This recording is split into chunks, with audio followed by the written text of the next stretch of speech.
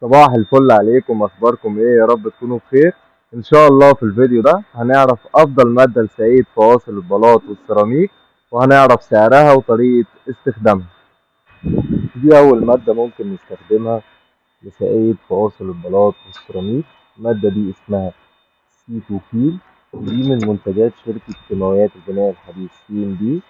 الشكارة اللي قدامنا دي وزنها 25 كيلو وسعرها 130 جنيه للون الرمادي، و140 جنيه للون الأبيض.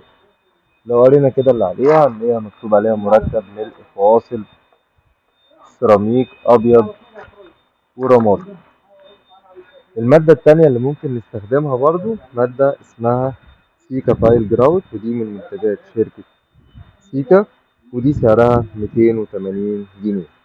أنا دايما في أغلب شغلي بستخدم مادة سيتوفيل من منتجات شركة كيماويات البناء الحديث، إلا لو العميل طالب سيكا تايل جراوت بنستخدمها برضو، مفيش مشاكل.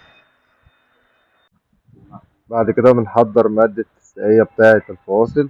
هنا بنستخدم مادة سيتوفيل من منتجات شركة كيماويات البناء الحديث.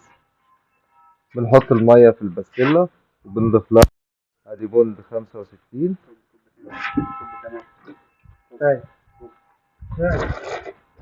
بعد كده بنضيف مادة السقاية للمية والأديبوند، وبنقلبها تقليب ميكانيكي في خلاط المونة أو قلاب المونة. بنقلب مادة السقاية بقلاب المونة لحد ما يبقاش فيها أي بودرة أو أي قطع أو كتل من مادة السقاية، لازم كلها تختلط بالمية.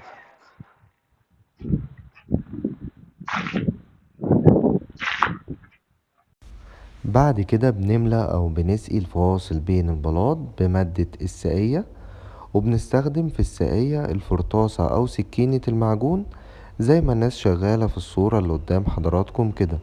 ويفضل على قد ما نقدر ان احنا ما نستخدمش المساحة او ما نخليش المقاول اللي شغال عندنا يستخدم المساحة في سقاية البلاط.